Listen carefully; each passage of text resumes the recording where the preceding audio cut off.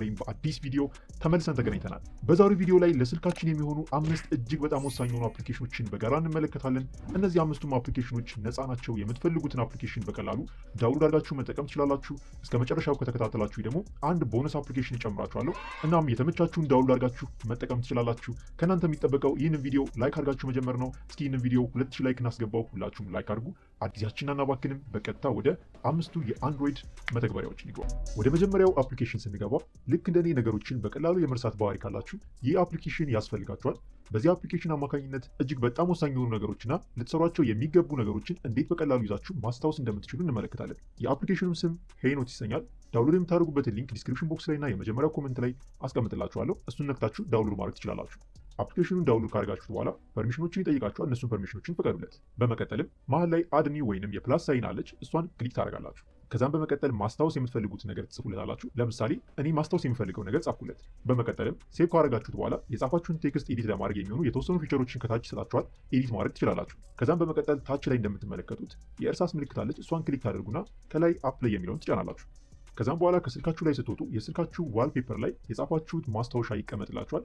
ኤኒታይም ስልካችሁን አንስታችሁ በከፈታችሁ ቁጥር ይህንን ነገር ስለምትመለከቱት ልትረሱት አትችሉም ማለት ነው። ሚሊዮኖች የሚጠቀሙበትን አፕሊኬሽን እናንተም ዳውንሎድ አድርጋችሁ ተጠቀሙበት። ወደ ሁለተኛው አፕሊኬሽን ስንገባ ስልካችንን ከስተማይዝ ለማድረግና የስልካችን አጠቃቀም ቀላል ለማድረግ የሚጠቅመን አፕሊኬሽን ነው። ሊንኩን ዲስክሪፕሽን ቦክስ ላይ አስቀምጬላችኋለሁ። እሱን ነክታችሁ ዳውንሎድ ማድረግ ትችላላችሁ። የአፕሊኬሽኑም ስም ሱፐር ስታተስ ባር ይሰኛል። አፕሊኬሽኑን ትከፍቱታላችሁ። ከዛም በመቀጠል እንደምትመለከቱት በጣም ሲምፕል የሆነ ኢንተርፌስ ነው ይመጣላችሁ። ከዛም ስታርት የምትለዋን ትጫናላችሁ። ከዛም በመቀጠል መሀል ላይ ካሉት አማራጮች ውስጥ ሜን ስላይደር የሚለውን ትነካላችሁ።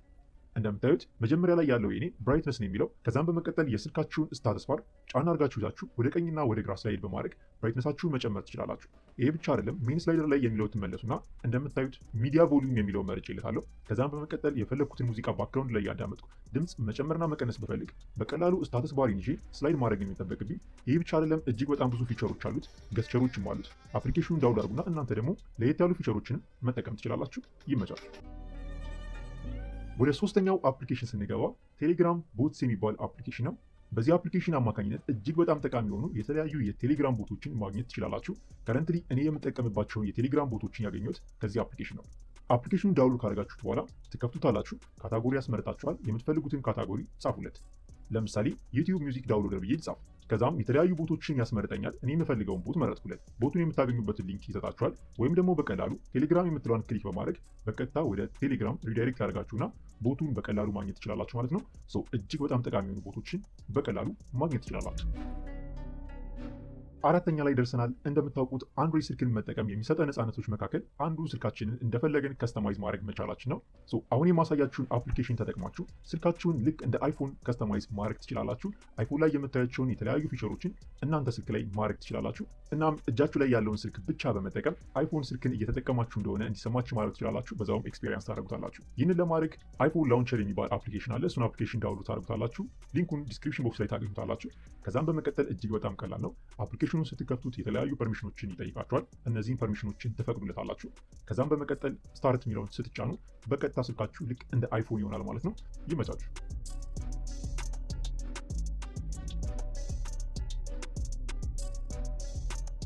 ወደ አምስተኛው አፕሊኬሽን ስንገባ ዋይፋይ የምትጠቀሙ ከሆነ ነው ይህ አፕሊኬሽን የሚጠቅማችሁ።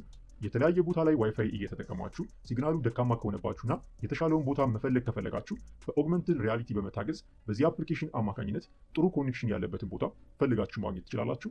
የአፕሊኬሽኑም ስም ዋይፋይ ኤአር ይሰኛል።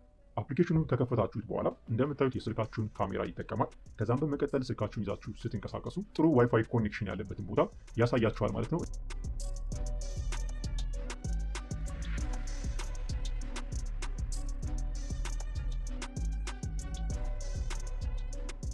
እናም ስልካችሁን ይዛችሁ በመንቀሳቀስ ጥሩ ሲግናል ያለበትን ቦታ ፈልጋችሁ ተቀምጣችሁ ጥሩ ኮኔክሽን መጠቀም ትችላላችሁ። ተጠቀሙበት።